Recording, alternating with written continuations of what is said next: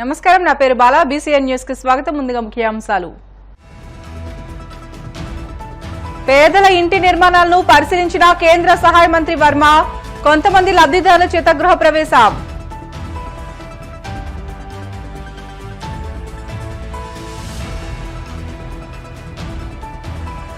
వరద బాధితులకు సాయం ప్రకటించిన సీఎం చంద్రబాబు. ఇల్లు కోల్పోయిన వారికి ఇంటిని నిర్మించి ఇస్తామంటూ హామీ.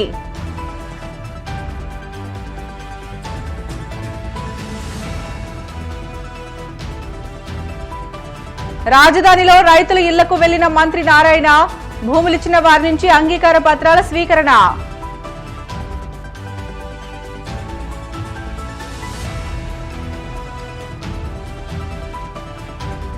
పెద్దాపురంలో ఉత్సాహంగా స్వచ్ఛతా హీ సేవా కార్యక్రమం.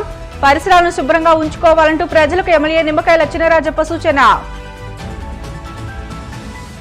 పేదల సొంతింటి కలను నెరవేర్చడమే ప్రధాని నరేంద్ర మోడీ ధ్యేయమని కేంద్ర ఉక్కు, భారీ పరిశ్రమల శాఖల సహాయ మంత్రి భూపతిరాజు శ్రీనివాస్ వర్మ అన్నారు. పశ్చిమ గోదావరి జిల్లా భీమవరం పరిధిలోని వేండ్రలో ఉన్న ప్రధానమంత్రి ఆవాస్ యోజన గృహ నిర్మాణ పథకం భీమవరం అర్బన్ లేఅవుట్ ను ప్రధాని మోదీ జన్మదినోత్సవం సందర్భంగా కేంద్ర సహాయ మంత్రి శ్రీనివాస్ వర్మ మంగళవారం పరిశీలించారు.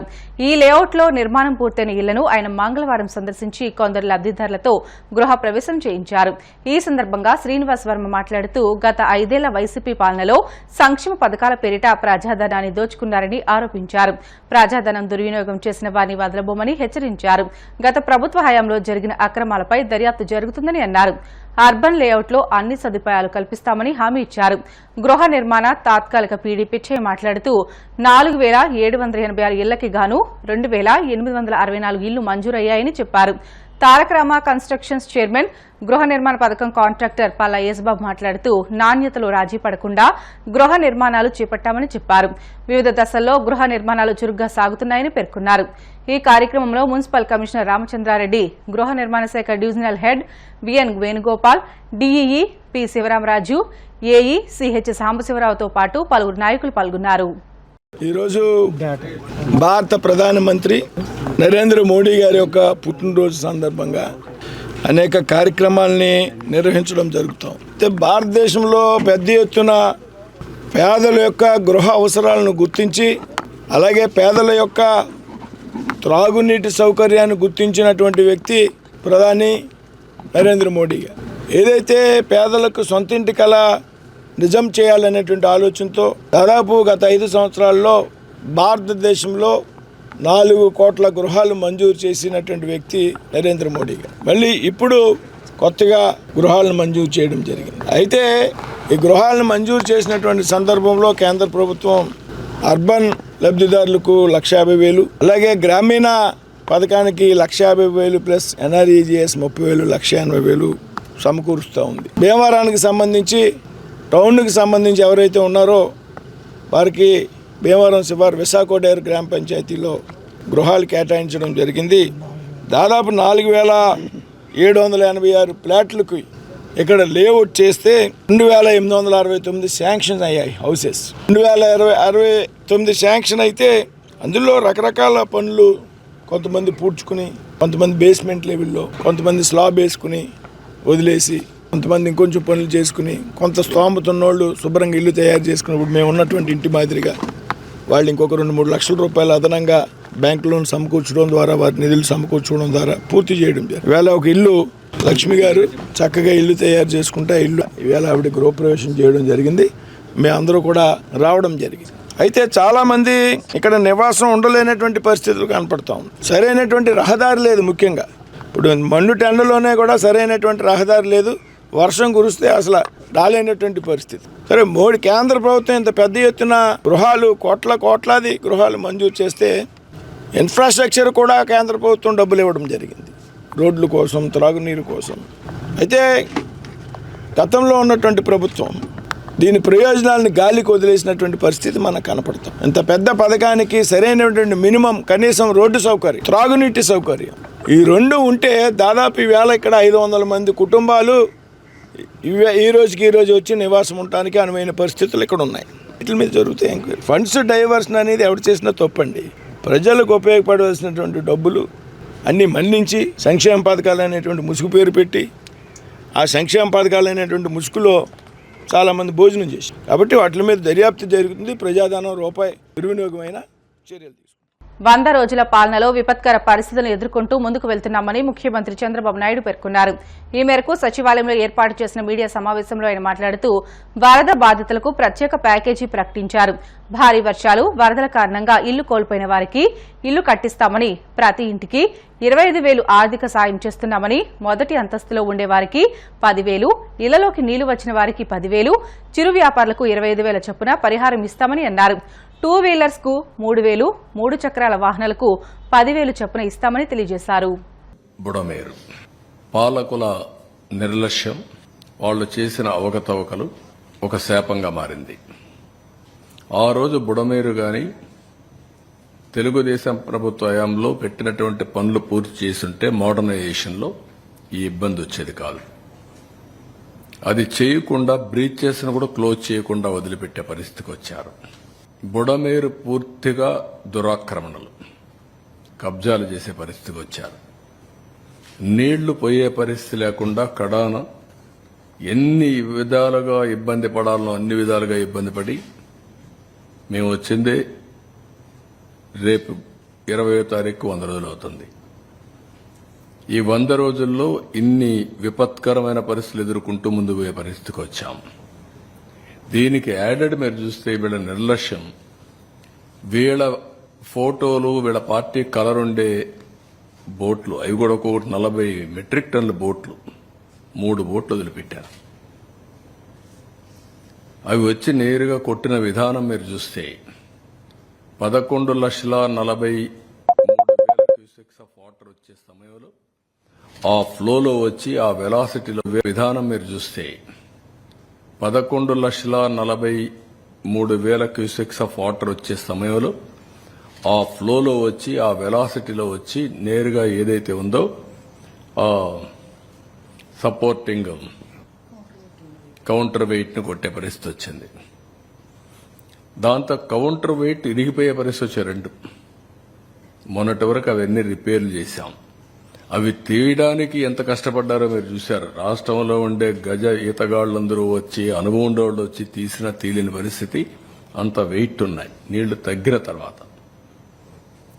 ఇవన్నీ కలిసి మేమందరం కూడా, నేను గాని, మా మంత్రివర్గం గాని, మా ఆఫీసర్లు గాని 10 days ఎప్పటికప్పుడు మేము పర్యవేక్షించాం. ముందు రోజు కూడా పర్యవేక్షించాం. నేను టెలికాన్ఫరెన్స్ ముందు రోజు పెట్టాను. మార్నింగ్, మధ్యాహ్నం, సాయంత్రం రివ్యూ చేసుకుంటూనే ఉన్నాం. మీరు ఎప్పుడు కూడా ఒక క్రైసిస్ వస్తే నేను చాలా అప్రమత్తంగా ఉంటాను. 2 వీలర్స్ ఎవరైతే ఉన్నారో ఇన్సూరెన్స్ క్లెయిమ్ చేసుకునేదానికి ఏమేం చేయాలో చేశాం, రిపేర్లకు ఏమేం చేయాలో చేశాం, చాలా ఎక్సర్సైజ్ చేశాం వాళ్ళ మీద. ఇప్పుడు కూడా మేము వదిలిపెట్టడం లేదు. ఇప్పటికి 9,088 వెహికల్స్ రిజిస్ట్రేషన్ చేసుకున్నారు, ఇది క్లెయిమ్స్ పెట్టుకున్నారు. దాంట్లో 71,50,00,000 రూపాయలకు క్లెయిమ్ చేశారు. ఇప్పటికి 2,345 క్లెయిమ్స్ సెటిల్ అయినాయి. 6,21,00,000 రూపాయలు ఇచ్చాం. ఇంకొక పక్కన 6,748 క్లెయిమ్స్ పెండింగ్ ఉన్నాయి. దీనికి 65,29,00,000 పే చేయాలి. దీని మీద పర్సూ చేస్తున్నాం. మంగళగిరి నియోజకవర్గ ప్రజల కోసం మంత్రి నారా లోకేష్ ప్రారంభించిన ప్రజా దర్బార్ కు అనూహ్య స్పందన లభిస్తుంది.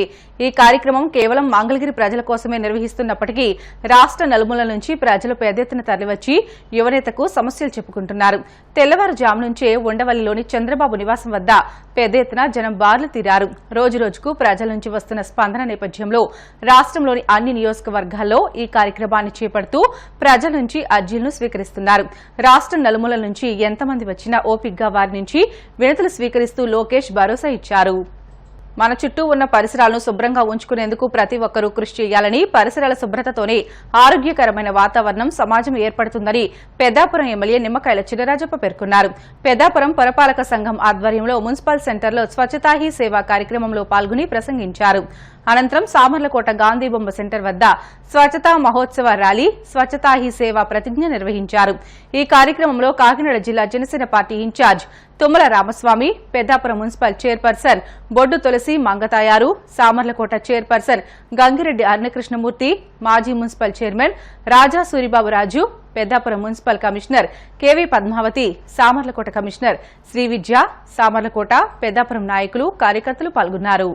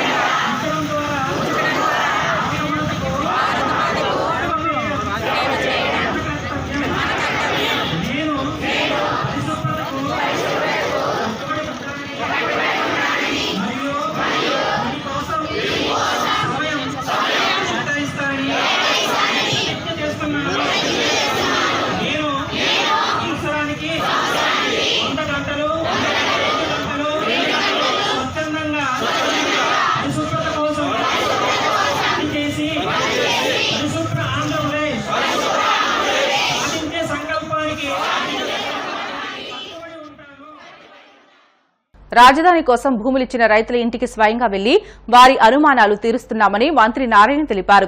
గుంటూరు జిల్లా తాడేపల్లి మండలం పెనుమాకలో స్వయంగా రైతుల ఇళ్లకు వెళ్లి అంగీకార పత్రాలు స్వీకరించారు.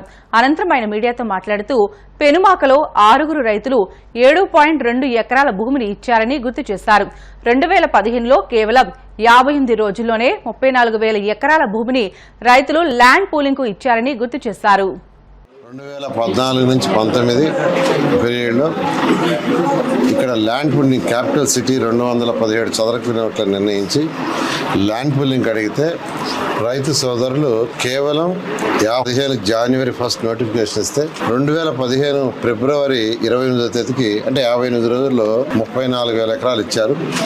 అయితే ఒక 3,500 ఎకరాలు యాక్చువల్గా ఆగిపోయింది. దానికి కూడా కారణం ఏంటంటే కొంతమంది రాజకీయంగా ఇవ్వద్దని యాక్చువల్గా రెచ్చగొట్టడం అవన్నీ చేయడం ఆగిపోయింది. అయితే ఇప్పుడు రైతు సోదరులు ముందుకు వచ్చారు. నిన్న యాక్చువల్గా 11 ఎకరాలు యాక్చువల్ ల్యాండ్ పూలింగ్ ఇచ్చారు. ఇవాళ 7.2 ఎకరాలు మేకా వెంకటరెడ్డి వాళ్ళ యొక్క కుటుంబ సభ్యులు ఇచ్చారు. సుబ్బారెడ్డి, వెంకటరెడ్డి, అనిత, శివారెడ్డి అండ్ లక్ష్మారెడ్డి 7.2 ఎకరాలు ఇచ్చారు. నేను వాళ్ళ ఇంటికి వచ్చి యాక్చువల్ తీసుకున్నాను. నేనే చెప్పాను, ఎవరికి ఏదైనా డౌట్ ఉన్నా నేనే పర్సనల్గా వస్తాను మీ ఇంటికి, మీ డౌట్లు క్లియర్ చేస్తానని. నేను ఇప్పుడు వస్తే ఇక్కడ కొన్ని డౌట్లు ఎక్స్ప్రెస్ చేశారు. అయితే దానికి యాక్చువల్గా నేను రేపు ఉదయం సిఆర్డీ ఆఫీస్కి వాళ్ళని ఒక 5 మందిని రమ్మన్నాను. వాళ్ళు లాటరీ సిస్టంలో ప్లాట్ ఇచ్చేవాళ్ళం. ఆ లాటరీ సిస్టమ్ తీసేసి ఫస్ట్ కమ్స్ ఫస్ట్ ఎవరు ముందు వస్తే వాళ్ళు ప్లాటు సెలెక్ట్ చేసుకుంటే విధానానికి యాక్చువల్గా అథారిటీ మీటింగ్ ఫైనలైజ్ చేసింది. అది యాక్చువల్గా ఫైల్ రేపు జియో అవుతుంది. రేపు జియో చేయిస్తాం, వర్కింగ్ డే కాబట్టి. ఈ మధ్య కంప్లీట్గా ఈ యొక్క వరదల్లో కంప్లీట్గా ఉండి అధికార యంత్రాంగం అంతా అక్కడే ఉండింది. ఈ అథారిటీ మీటింగ్ దాదాపు 20 రోజులైంది. కాబట్టి రేపే దాన్ని జియో చేయిస్తాను. ఎల్లుండి నుంచి వాళ్ళకి ఎవరికైతే ముందు ఇస్తారో వాళ్ళు కోరుకున్న దగ్గర ప్లాట్ ఇవ్వడం జరుగుతుంది. యాక్చువల్గా ఒక ఇన్స్టాల్మెంట్ వేశారండి. రైతులకు 2 ఇన్స్టాల్మెంట్ ఇవ్వాలి. గత ప్రభుత్వం పక్కన పెట్టింది. అయితే ముఖ్యమంత్రి గారికి చెప్పిన తర్వాత ఒక ఇన్స్టాల్మెంట్ యాక్చువల్గా రిలీజ్ చేయడం జరిగింది. 2వ ఇన్స్టాల్మెంట్ కూడా వీలైన తొందరలో, అంటే ఖజానా ఖాళీ ఉంది, ఖజానా 0. ఇది కూడా ఫైనాన్స్ సెక్రటరీ ఇవ్వలేనంటే ముఖ్యమంత్రి గారు చెప్పారు. రైతులు 5 సంవత్సరాలు ఎంతో కష్టపడ్డారు. వాళ్ళ కష్టాన్ని అసలు మనం వర్ణించడానికి లేదు. కాబట్టి ఖచ్చితంగా వాళ్ళకి ఇబ్బంది పెట్టకూడదు. మనకి ఎన్ని ఇబ్బందులు ఉన్నా ఫస్ట్ ఒక ఇన్స్టాల్మెంట్ రిలీజ్ చేసి 2వ ఇన్స్టాల్మెంట్ కూడా వీలైన తొందరలో రెడీగా ఉన్నారు. 2వ ఇన్స్టాల్మెంట్ కూడా వీలైన తొందరలో చేయడం జరుగుతుంది. 1 సెంట్ ఇస్తానన్నా వాళ్ళకి పోవటానికి నాకు అబ్జెక్షన్ లేదు. ఎందుకంటే 2014-19లో 58 రోజులు మార్నింగ్ 6 గంటల నుంచి రాత్రి 12 గంటల దాకా తిరిగాను. వాళ్ళు చాలా సహకరించారు రైతు. వాళ్ళందరూ కూడా మళ్ళీ ఇంకొకసారి ప్రత్యేకంగా ధన్యవాదాలు తెలియజేస్తున్నాను. ఈసారి అందుకని నేనే డైరెక్ట్గా, అంటే రైతులకు డౌట్స్ ఉన్నాయి, అధికారులు క్లారిఫై చేయలేకపోతున్నారు. ఎందుకంటే వాళ్ళు ఏదైతే మేము పాలసీ చేస్తామో అది చెప్పగలరు. ఏదైనా మార్పులు చేర్పులు చేయాలంటే వాళ్ళ చేతిలో ఉండదు. అందుకని వాళ్ళు చెప్పలేకపోతున్నారు. ఇప్పుడు ఇక్కడ వాళ్ళు ఏదో అడిగారు జోన్ కొద్దిగా మార్చగలరని. అది పాలసీ డెసిషన్, అది ముఖ్యమంత్రి గారితో చెప్పి చేసేది.